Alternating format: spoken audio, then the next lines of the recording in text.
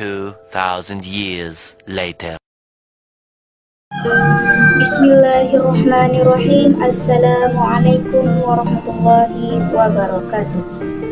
Alhamdulillah, alhamdulillah, alhamdulillahi rabbil alamin. Wassalatu wassalamu ala asrafil anbiya'i wal mursalin Sayyidina Muhammadin wa ala alihi wa sahbihi ajma'in.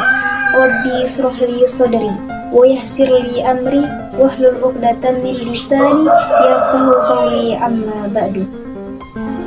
Pertama-tama, puji syukur kita kehadirat Allah Subhanahu wa Ta'ala yang telah memberikan kita bermacam-macam nikmat, di antaranya nikmat iman, nikmat kesehatan, nikmat kekuatan, dan nikmat kemampuan sehingga saya bisa menyelesaikan makalah ini dengan tepat waktu.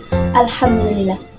Sebelum saya ke materi, izinkan saya untuk memperkenalkan diri. Saya Suharni, mahasiswa Sekolah Tinggi Ilmu Tarbiyah Wali Jurwaru, Lombok Timur, Nusa Tenggara Barat, program studi Manajemen Pendidikan Islam. Saya dari kelompok 4 akan mempresentasikan materi mengenai dampak negatif korupsi. Video ini dibuat untuk menyelesaikan kewajiban saya pada mata kuliah Pendidikan Anti Korupsi dengan dosen pengampu Muhammad Ali Syabana MA.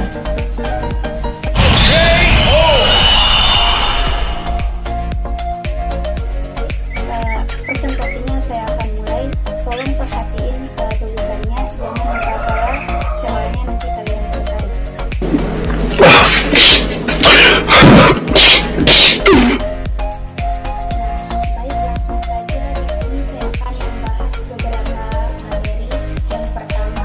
Bagaimana dampak negatif korupsi dari aspek ekonomi, yang kedua, bagaimana dampak negatif korupsi dari aspek sosial, yang ketiga, bagaimana dampak negatif korupsi dari aspek politik, yang keempat, bagaimana dampak negatif korupsi dari aspek kerusakan lingkungan. A few moments later. Baik, sebelum kita ke pembahasan inti, di sini saya akan membahas apa sih itu korupsi. Jadi, korupsi adalah suatu tindakan atau perilaku yang dilakukan oleh seseorang dengan menyalahgunakan, memperkaya diri dengan mengambil hak orang lain dengan kepentingan pribadi. Saja ke materi pembahasan inti, yaitu yang pertama, dampak negatif korupsi dari aspek ekonomi. Korupsi mengakibatkan melambatnya pertumbuhan ekonomi, menurunnya investasi, meningkatnya kemiskinan masyarakat, serta meningkatnya ketimpangan pendapat, sehingga memunculkan kemiskinan relatif. Yang kedua, dampak negatif korupsi dari aspek sosial.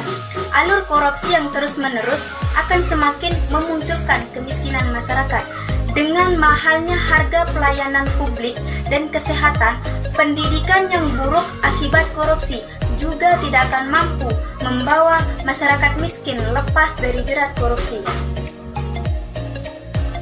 Lanjut ke dampak yang ketiga, yaitu dampak negatif korupsi dari aspek politik.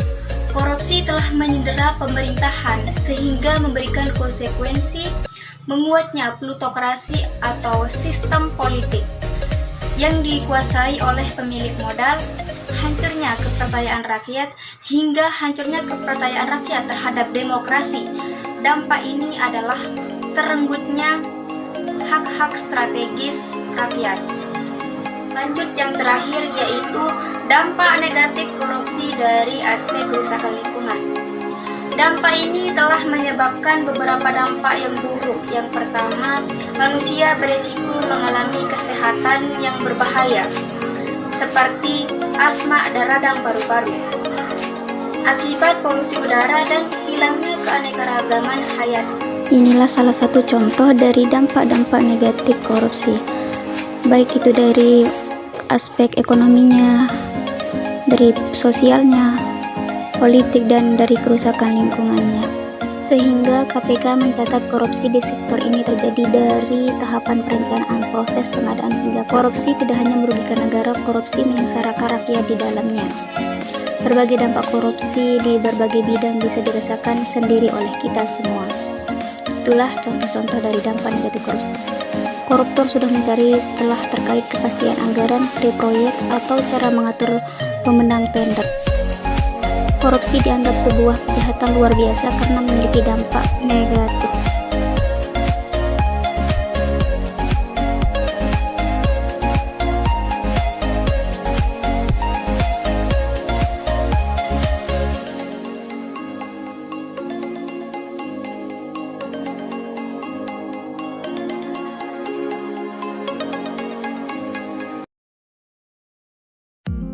Nah, itulah tadi pembahasan materi dari saya. Yang terakhir yaitu penutupan. Sekian presentasi dari saya. Kurang lebihnya saya mohon maaf, dan jika ada kelebihannya tidak usah dikembalikan karena saya orang yang ikhlas. Semoga apa yang saya sampaikan bermanfaat untuk diri sendiri dan untuk teman-teman yang sudah menonton. Hari Senin bersih-bersih, pasang bendera biar berkibar. Cukup sekian dan terima kasih. Maaf jika presentasinya panjang lebar. Mentari senja telah tenggelam, hujan turun mulai tenggelam. Kututup presentasiku dengan salam. Assalamualaikum warahmatullahi wabarakatuh.